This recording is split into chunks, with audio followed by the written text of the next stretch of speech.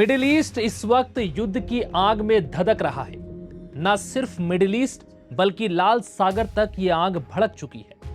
America ने लगातार 13वीं रात ईरान में भयंकर तबाही मचाई। इस दौरान ईरान के कई सैन्य ठिकानों को तबाह कर दिया गया ताकि ईरान की हॉर्मुज में जहाजों पर हमला करने की क्षमता को कम किया जा सके। अमेरिकी मिसाइलों ने इराक सीमा के पास स्थित अहवाज शहर को भी निशाना बनाया।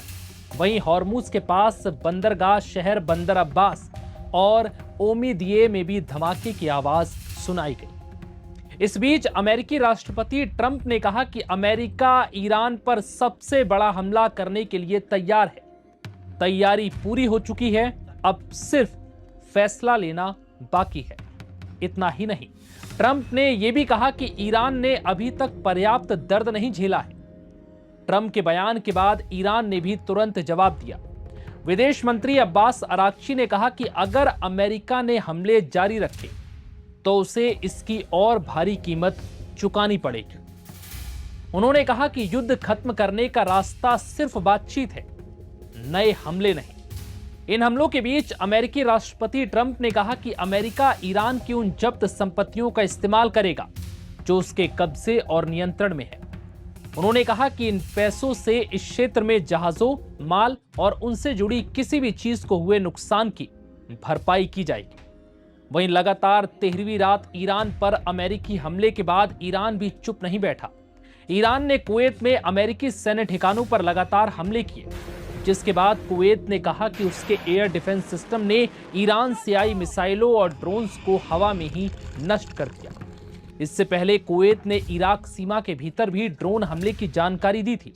कुवैत की सेना के जनरल स्टाफ ने कहा कि ईरान की गलत आक्रामक कार्रवाई के बाद कुवैत का एयर डिफेंस सिस्टम मिसाइल और ड्रोन हमलों को रोक रहा है।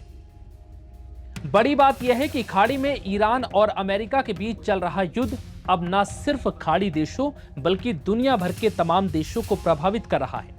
हॉर्मुज के बाद अब यह जंग लाल सागर तक भड़क चुकी है। कुवैत, लाल सागर, हॉर्मुज और दुनिया भर में तेल कारोबार पर भी इसका असर पड़ रहा है, जिससे तेल की कीमतें $100 प्रति बैरल के पार पहुंच चुकी हैं। ऐसे हालातों को देखते हुए यूनाइटेड नेशन ने चेतावनी दी। इसके साथ ही कई देशों ने इस संघर्ष को रोकने की अपील भी की। हाल ही में हूती विद्रोहियों ने लाल सागर में सऊदी के तेल टैंकरों पर हमला किया था, जिसकी यूरोप के कई देशों ने निंदा की। जर्मनी ने कहा कि यह हमला संघर्ष को और बढ़ा सकता है। वहीं ब्रिटेन ने हूती समूहों के हमलों को लापरवाह हरकत बताते हुए इसकी निंदा की। इस बीच संयुक्त राष्ट्र के महासचिव एंटोनियो गुटेरस ने भी कहा कि संघर्ष कंट्रोल से बाहर होता जा रहा है। यह ऐसी स्थिति है जिसकी कल्पना भी नहीं की जा सकती। लाल सागर में तेल टैंकर पर हूतियों के हमलों के बाद कच्चे तेल की कीमत 8% और बढ़कर करीब $102 प्रति बैरल पहुंच चुकी है। इधर ब्रिटेन ने भी अपनी सेना को अलर्ट पर रखा है। ब्रिटिश सरकार का कहना है कि जरूरत पड़ने पर उसकी सेना देश की सुरक्षा के लिए तैयार है। इससे पहले ईरान की रिवॉल्यूशनरी गार्ड्स ने चेतावनी दी थी कि अगर अमेरिका ने ब्रिटेन के सैन्य ठिकानों का इस्तेमाल किया तो वो उन्हें भी निशाना बनाएगा।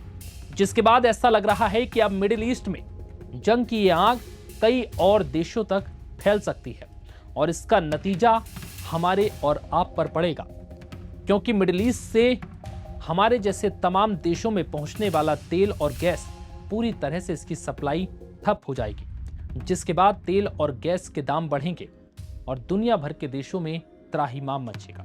फिलहाल इस वीडियो में इतना ही। इजाजत दीजिए। नमस्कार।